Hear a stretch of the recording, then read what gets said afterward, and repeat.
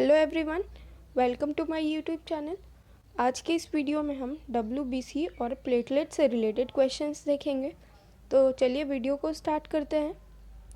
सबसे पहला क्वेश्चन है, white blood cells are categorised into how many types. White blood cells के कितने टाइप्स होते हैं? 2, 3 या फिर 5? तो इसका सही आंसर होगा ऑप्शन बी, 3। और वो तीनों टाइप्स क्या क्या हैं? तो ग्रैन्युलोसाइट, लिम्फोसाइट और monocyte.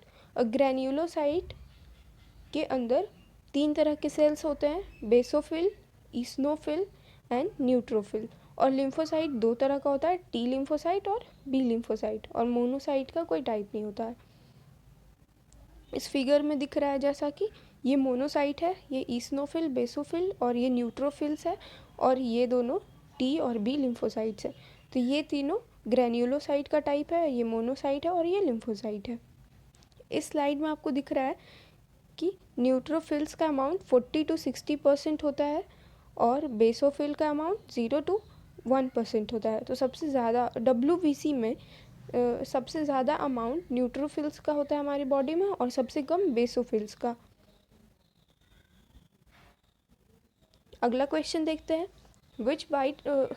which white blood cells are present in increased number after an allergic reactions। Allergic reactions के टाइम पे कौन से वाइट ब्लड सेल्स का नंबर इंक्रीज हो जाता है? ईसनोफिल, बेसोफिल या फिर न्यूट्रोफिल का? तो इसका सही आंसर हो जाएगा ऑप्शन बी, बेसोफिल। तो बेसोफिल मेनली एलर्जिक रिएक्शंस में इन्वॉल्व होता है।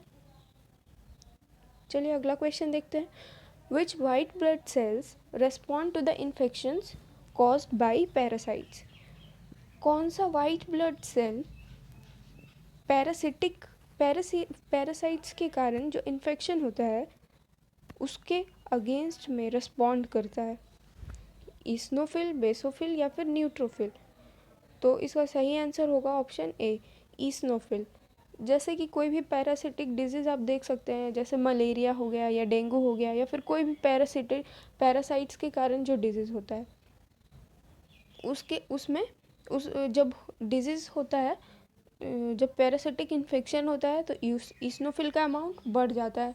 और इसलिए बढ़ जाता है क्योंकि पैरासाइट्स जो होते हैं उसको ईसनोफिल किल कर देता है और पैरासाइट के अगेंस्ट में कुछ प्रोटीन ग्रैन्यूल्स को रिलीज़ करता है, जिसके कारण पैरासाइट्स बॉडी के अंदर ग्रो नहीं कर पाते हैं। और जब ईसनोफिल का अमाउंट कम होता है हमारी बॉडी के अंदर तो ये पैरासाइट्स इन्फेक्शन करा देते हैं। तो चलिए अगला क्वेश्चन देखते हैं, if a person's body is producing more WBCs then this condition is called as. अगर किसी इंसान के बॉडी के अंदर WBC का अमाउंट ज़्यादा, मतलब जितना नॉर्मल होना चाहिए उससे ज़्यादा अमाउंट में प्रोड्यूस हो रहा है तो इस कंडीशन को हम लोग क्या कहते हैं? ल्यूकोपोइसिस, हेमाटोपोइसिस या फिर ल्यूकोसाइटोसिस? तो इसका सही आंसर हो जाएगा ऑप्शन सी, ल्यूकोसाइटोसिस। जब बॉडी के अंदर WBC का अमाउंट, मतलब WBC ज़्यादा अमाउंट में प्रोड्यूस होने लगता है तो उस कंडीशन को हम लोग ल्यूकोसाइटोसिस कहते हैं। और हेमाटोपोइसिस मेनली ब्लड के फॉर्मेशंस को, ब्लड सेल्स के फॉर्मेशन को हम लोग बोलते हैं। और ल्यूकोपोइसिस WBC के फॉर्मेशन को बोलते हैं। चलिए अगला क्वेश्चन देखते हैं, if a person's body is producing fewer white blood cells then this condition is called as. अगर किसी आदमी के अंदर, किसी पर्सन के बॉडी के अंदर WBC का अमाउंट जो जितना नॉर्मल होना चाहिए उससे कम प्रोड्यूस हो पा रहा है तो उस कंडीशन को हम लोग क्या कहते हैं? ल्यूकोपेनिया, एनीमिया या फिर थ्रोम्बोसाइटोपेनिया? तो इसका सही आंसर हो जाएगा क्या? इसका सही आंसर हो जाएगा ऑप्शन ए, ल्यूकोपेनिया। जब बॉडी के अंदर कम वाइट ब्लड सेल्स का प्रोडक्शन होता है तो इस कंडीशन को हम लोग ल्यूकोपेनिया बोलते हैं। और एनीमिया, RBC का काउंट जब हमारे बॉडी में कम होता है तो उसे हम एनीमिया कहते हैं। और थ्रोम्बोसाइटोपेनिया कब होता है? जब प्लेटलेट्स का काउंट नॉर्मल से कम हो तो हम लोग उसको थ्रोम्बोपेनिया कहते हैं। चलिए अगला क्वेश्चन देखते हैं।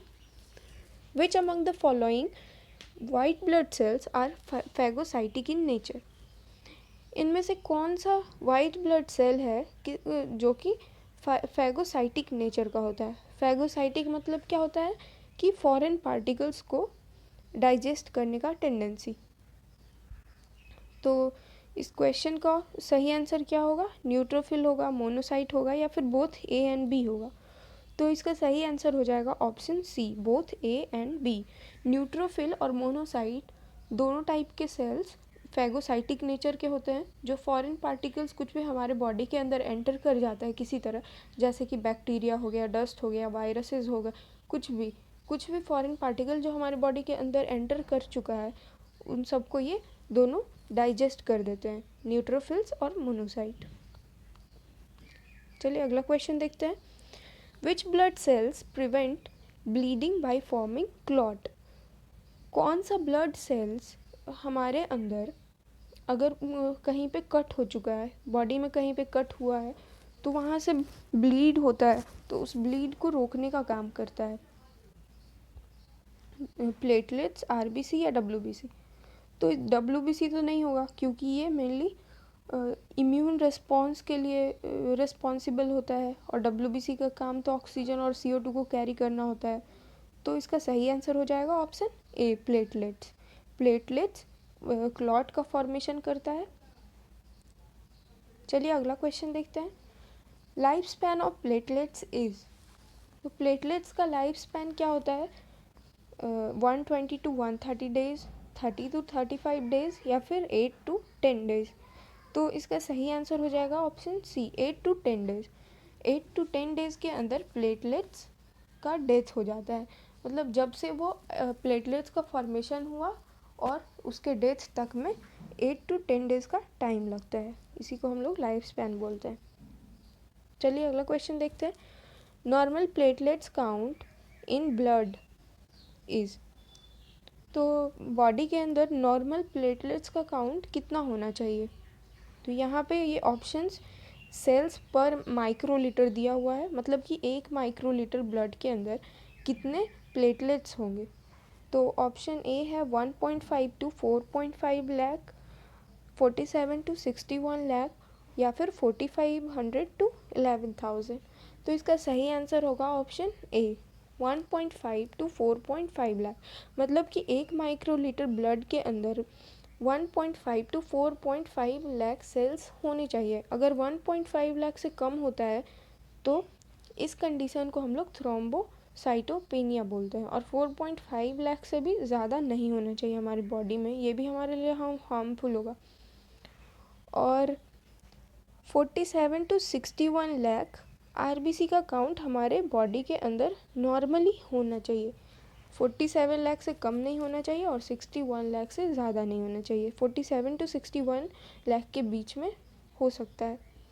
और डब्ल्यूबीसी का काउंट हमारे बॉडी के अंदर 4500 से लेकर के 11,000 के बीच में नॉर्मली होता है।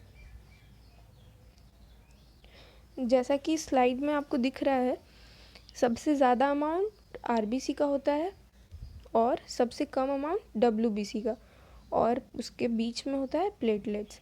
तो अगर हम सीक्वेंस वाइज अरेंज करें नंबर के अकॉर्डिंग, तो सबसे ज़्यादा आरबीसी होगा, उसके बाद प्लेटलेट्स होगा, और उसके बाद सबसे कम डब्ल्यूबीसी होगा। तो फ्रेंड्स, ये था आज का वीडियो। अगर आपको वीडियो पसंद आए तो प्लीज़ वीडियो को लाइक करें और चैनल को सब्सक्राइब करें। Thank you.